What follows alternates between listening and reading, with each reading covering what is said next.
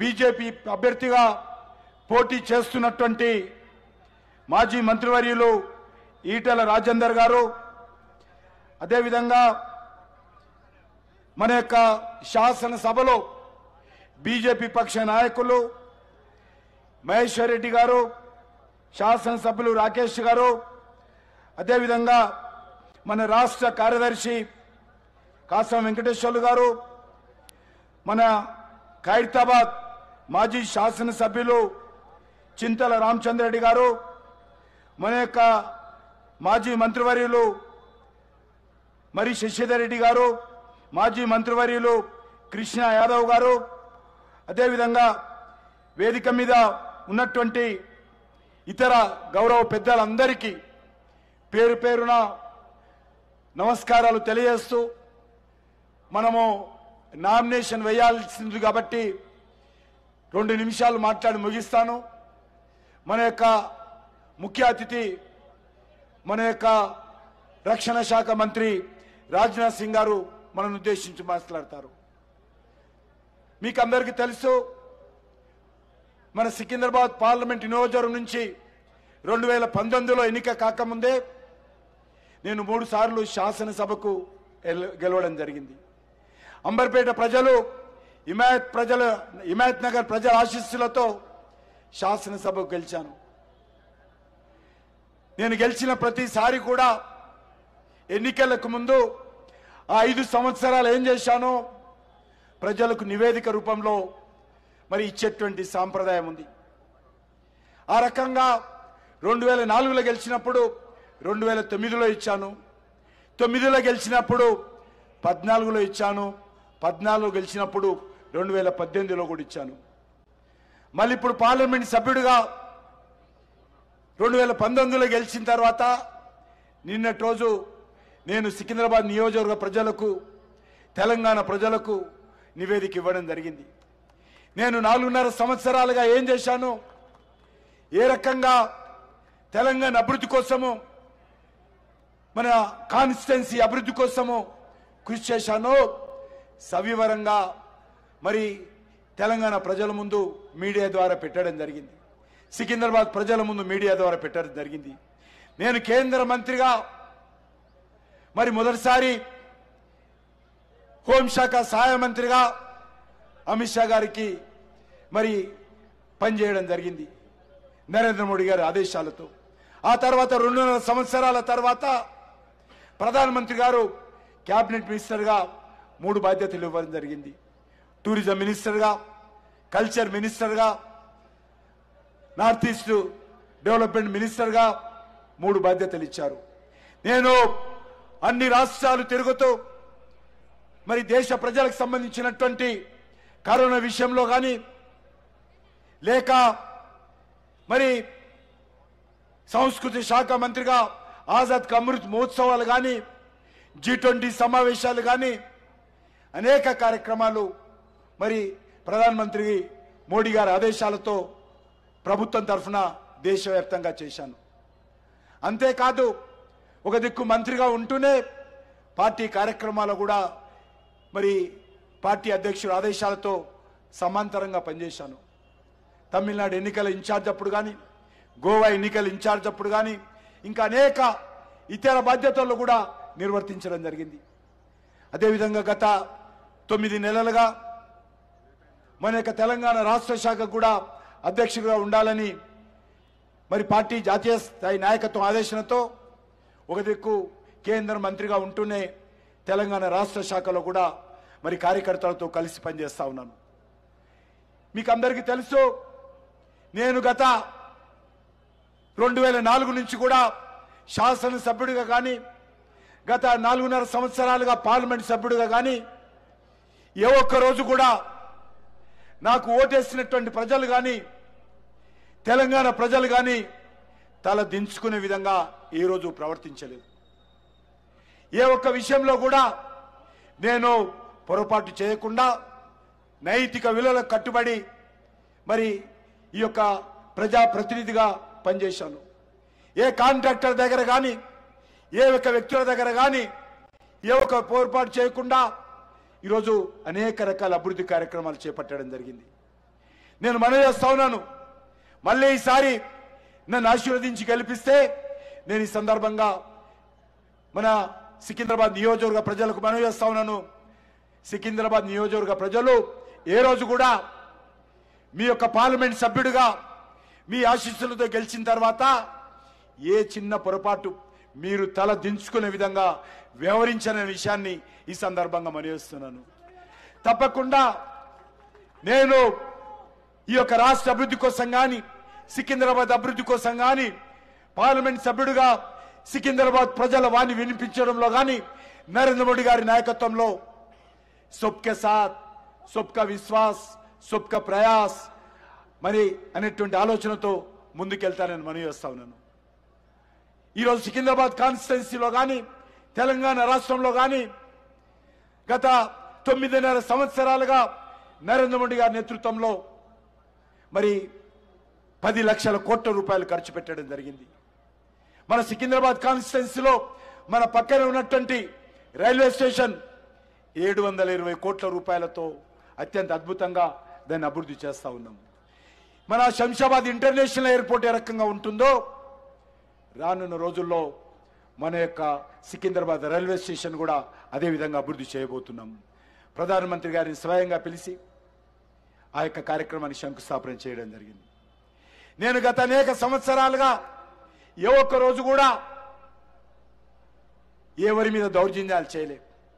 MLA ఉన్నప్పుడు కానీ, ఎంపీగా ఉన్నప్పుడు కానీ, కేంద్ర మంత్రిగా ఉన్నప్పుడు కానీ ఎవరి ఇల్లు ఖాళీ చేయించలే, ఎవరి భూమి ఆక్రమించుకోలే, ఎవరి భూమి ఆక్రమణకు ప్రోత్సహించలే, ఎక్కడ దౌర్జన్యాలు చేయలే, అక్రమ కేసులు పెట్టలే, ఎవరి పట్ల వివక్షత చూపలే. అది రాజకీయ వివక్షత కానీ మరే వివక్షత కానీ లేకుండా నైతిక విలువలకు కట్టుబడి ఒక ప్రజాప్రతినిధిగా అన్ని వర్గాల ప్రజల కోసం కృషి చేశాను. భవిష్యత్తులో అదే క్రమశిక్షణతో నేను సికింద్రాబాద్ నియోజకవర్గానికి, తెలంగాణ రాష్ట్రానికి సేవ చేస్తాను. సికింద్రాబాద్ కాన్స్టిట్యున్సీలో అనేక రకాల అభివృద్ధి కార్యక్రమాలు, అది మరి ప్రాథమిక వైద్యశాలలు కావచ్చు, ప్రైమరీ హెల్త్ సెంటర్స్ కావచ్చు, గవర్నమెంట్ స్కూల్స్ కావచ్చు, కమ్యూనిటీ హాల్స్ కావచ్చు, డ్రింకింగ్ వాటర్ కోసం బోర్స్వెల్స్ కావచ్చు, పార్కుల నిర్మాణం కావచ్చు, ఓపెన్ జిమ్స్ కావచ్చు, మహిళలకు సిల్లింగ్ సెంటర్ కావచ్చు, హాస్పిటల్స్ అభివృద్ధి కావచ్చు, అన్ని రకాలుగా ఈ యొక్క కాన్స్టిట్యున్సీ కోసం కృషి చేయడం జరిగింది. భవిష్యత్తులో కూడా ఇదే కమిట్మెంట్తో పనిచేస్తానని చెప్పి ఈరోజు నేను నా నియోజకవర్గ ప్రజలకు చేస్తూ ఈరోజు మాత్రం రాజకీయాలు మాట్లాడకుండా నేను ఒక పార్లమెంట్ సభ్యుడిగా అన్ని వర్గాల ప్రజలకు శిరస్సు వంచి నమస్కరిస్తూ మళ్ళీ పార్టీ నన్ను పోటీ చేయమని ఆదేశించడం జరిగింది. పార్టీ ఆదేశానుసారం ఈరోజు మళ్ళీ నామినేషన్ వేయబోతున్నాను. కాబట్టి అన్ని వర్గాల ప్రజలు కూడా పెద్ద మనసుతో మరి అంబర్పేట బిడ్డగా, సికింద్రాబాద్ ప్రతినిధిగా నేను మళ్ళీ మీ యొక్క ఆశీస్సుల కోసం వస్తున్నాను. కాబట్టి మీరందరూ కూడా పెద్ద మనసు ఆశీర్వదించాల్సిందిగా నేను ఈ సందర్భంగా కోరుకుంటూ, నేను కేంద్ర మంత్రి అయినా, శాసన సభ్యుడైనా, పార్లమెంట్ సభ్యుడైనా, భారతీయ జనతా పార్టీ అధ్యక్షుడైనా, నేను 4వసారి భారతీయ జనతా పార్టీ అధ్యక్షుడిగా బాధ్యత వహిస్తున్నాను. 4వసారి. కాబట్టి ఎప్పుడు ఏ పని చెప్పినా కూడా నాకు ప్రాథమము పార్టీయే. పార్టీ లేకుండా నేను లేను, పార్టీ లేకుండా ఎమ్మెల్యే లేదు, పార్టీ లేకుండా ఎంపీ లేదు, పార్టీ లేకుండా కేంద్ర మంత్రి లేదు. కాబట్టి నా శ్వాస పార్టీయే, నా ఊపిరి పార్టీయే. ఈ యొక్క చివరి శ్వాస వరకు కూడా ఈ పార్టీ కోసమే పనిచేస్తాను. చివరి శ్వాస వరకు కూడా ఈ కమలం పువ్వు జెండా ఎత్తుకునే పనిచేస్తాను. కాబట్టి కార్యకర్తలందరూ కూడా ఈ విషయాన్ని అర్థం చేసుకొని, కార్యకర్తలు కూడా అన్ని రకాలుగా అండగా నిలబడి ఆశీర్వదించి ఈ శాసనసభ ఎన్నికల్లో మరి మన పార్టీని సికింద్రాబాద్ కాన్స్టిట్యున్సీలో విజయపథాన్ని నడిపించాలి. నేను రాష్ట్ర అధ్యక్షుడుగా ఈరోజు మరొకసారి తెలంగాణ ప్రజలను కూడా కోరుతా ఉన్నాను. తెలంగాణ రాష్ట్రంలో 17 మంది అభ్యర్థులు పోటీ చేస్తా ఉన్నాం. పార్టీ అన్ని రకాలుగా ముందుంది. అన్ని పార్టీల కంటే ముందు అభ్యర్థులను ప్రకటించాము. అన్ని పార్టీల కంటే ముందు ప్రచారాన్ని ప్రారంభించాము. ప్రధానమంత్రి గారు 5 సభల్లో పాల్గొన్నారు. ఈరోజు రాజ్నాథ్ సింగ్ గారు వచ్చారు, నిన్న కొంతమంది ముఖ్యమంత్రులు వచ్చారు, మళ్ళీ అనేక మంది వస్తారు. ప్రచారంలో ముందున్నాం, అభ్యర్థుల ప్రకటనలో ముందున్నాము. ప్రజల విశ్వాసం చూరగొనడంలో కూడా నరేంద్ర మోడీ గారి నాయకత్వంలో తెలంగాణలో భారతీయ జనతా పార్టీ ముందుంది. నేను ఈరోజు మనవేస్తా ఉన్నాను, ఎవరు ఎన్ని రకాలుగా ప్రచారం చేసినా కూడా తెలంగాణ రాష్ట్రంలో భారతీయ జనతా పార్టీ అన్ని పార్టీల కంటే అత్యధికమైనటువంటి స్థానాలు సంపాదిస్తుంది. అదేవిధంగా మొన్నటి వరకు అధికారంలో ఉన్నటువంటి బీఆర్ఎస్ పార్టీ ఏ సీట్ల డిపాజిట్ వస్తుందో తెలియదు. డిపాజిట్ కూడా వచ్చే పరిస్థితి ఈరోజు టీఆర్ఎస్ పార్టీకి, బీఆర్ఎస్ పార్టీకి, కేసీఆర్కు లేదు. ఈరోజు ప్రధానమైనటువంటి పోటీ కాంగ్రెస్ పార్టీతో ఉంటుంది. కానీ కాంగ్రెస్ పార్టీ కూడా మనం చేస్తా ఉన్నాను, తెలంగాణ ప్రజల ఓటు అడిగే నైతిక హక్కు కాంగ్రెస్కు లేదు. ఓ రాహుల్ గాంధీ, ఓ రేవంత్ రెడ్డి, మిమ్మల్ని అడుగుతా ఉన్నాను, మీరు కాంగ్రెస్ పార్టీ తరఫున తెలంగాణ ప్రజలను ఓటు అడిగే నైతిక హక్కు అడుగుతా ఉన్నాను. మీరు ఎన్నికలకు ముందు ఏం చెప్పారు? మేము అధికారంలోకి వస్తే 100 రోజుల్లో 6 గ్యారంటీలు పూర్తి చేస్తామన్నారు. మరి ఎక్కడ పోయినాయి ఇవి? గ్యారంటీలా, కాంగ్రెస్ పార్టీ గ్యారంటీలా చెప్పాల్సిన అవసరం ఉంది. గ్యారంటీల పేరుతో మీరు తెలంగాణ ప్రజలను మభ్యపెట్టి అధికారంలోకి వచ్చిన తర్వాత ఈరోజు వృద్ధాప్య పింఛన్ పెంపకం కానీ, నిరుద్యోగ భృతి ఇవ్వడం కానీ, మహిళలకు 2500 నెలకు ఇవ్వడంలో కానీ, రైతుల 2 లక్షల రుణమాఫీ కానీ, ఎకరానికి 15,000 ఇవ్వడం కానీ, మరి కౌలు రైతులకు 15,000 ఇవ్వడం కానీ, రైతు కూలీలకు 12,000 ఇవ్వడం కానీ, దివ్యాంగులకు పెన్షన్ పెంచడంలో కానీ, వితంతువులకు పెన్షన్ పెంచడంలో కానీ, నూతన రేషన్ కార్డు ఇవ్వడంలో కానీ, ఏ విషయంలో మీరు గ్యారంటీలు నిలబెట్టుకున్నారో కాంగ్రెస్ పార్టీ చెప్పాలి. అందుకే తెలంగాణ ప్రజానీకాన్ని అడుగుతా ఉన్నాను, ఓ తెలంగాణ మేధావులారా, ఈరోజు కాంగ్రెస్ పార్టీ వెన్నుపోటు పొడిచింది, రైతులకు వెన్నుపోటు పొడిచింది, యువకులకు వెన్నుపోటు పొడిచింది, మహిళలకు వెన్నుపోటు పొడిచింది, పేద ప్రజలకు వెన్నుపోటు పొడిచింది. కాబట్టి కాంగ్రెస్ పార్టీని నిలదీయండి, కాంగ్రెస్ పార్టీని అడగండి. గ్యారంటీలు అమలు చేయకుండా ఓటు అడిగే నైతిక హక్కు లేదు. ఈరోజు మరొక విషయం చెప్తా ఉన్నాను, బీఆర్ఎస్ పార్టీ నిన్నటి పార్టీ. బీఆర్ఎస్ పార్టీకి రేపు అనేది లేదు. తెలంగాణలో బీఆర్ఎస్ పార్టీ ఆవశ్యకత లేదు. బీఆర్ఎస్ పార్టీ ఒక సీటు గెలిచినా తెలంగాణకు వచ్చే లాభం లేదు. బీఆర్ఎస్ పార్టీ ఒక సీటు రాకపోయినా తెలంగాణకు వచ్చే నష్టం లేదు.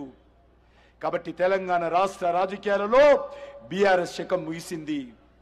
ఈరోజు ఈ రాష్ట్రంలో ఉండేది కాంగ్రెస్ కు ప్రత్యామ్నాయంగా భారతీయ జనతా పార్టీ నిలబడుతుంది. రానున్నటువంటి ఈ 4 సంవత్సరాలు కాంగ్రెస్ పార్టీకి వ్యతిరేకంగా పోరాటం చేస్తాము.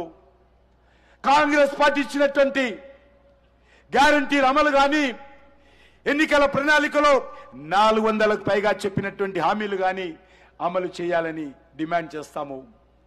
రానున్నటువంటి ఎన్నికల్లో, శాసనసభ ఎన్నికల్లో, పార్లమెంట్ ఎన్నికల్లో గెలిచిన తర్వాత కేంద్రంలో నరేంద్ర మోడీ గారి ప్రభుత్వం వస్తుంది.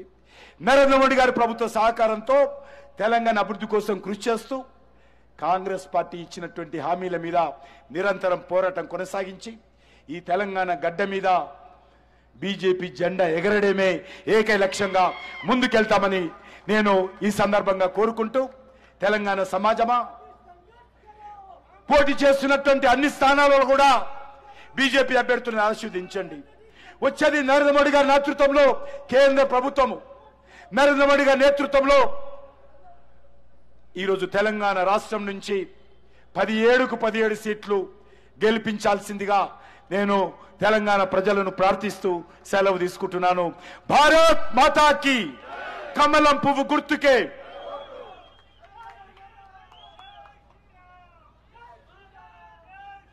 భారత్ మాతాకి. ఇప్పుడు భారతీయ జనతా పార్టీ సీనియర్ నాయకులు, కేంద్ర రక్షణ శాఖ మాత్యులు శ్రీ పెద్దలు రాజ్నాథ్ సింగ్ గారిని మాట్లాడాల్సిందిగా కోరుతున్నాం.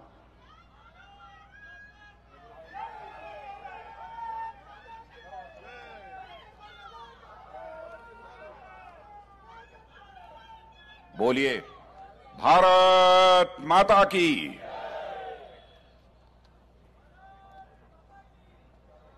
भारत सरकार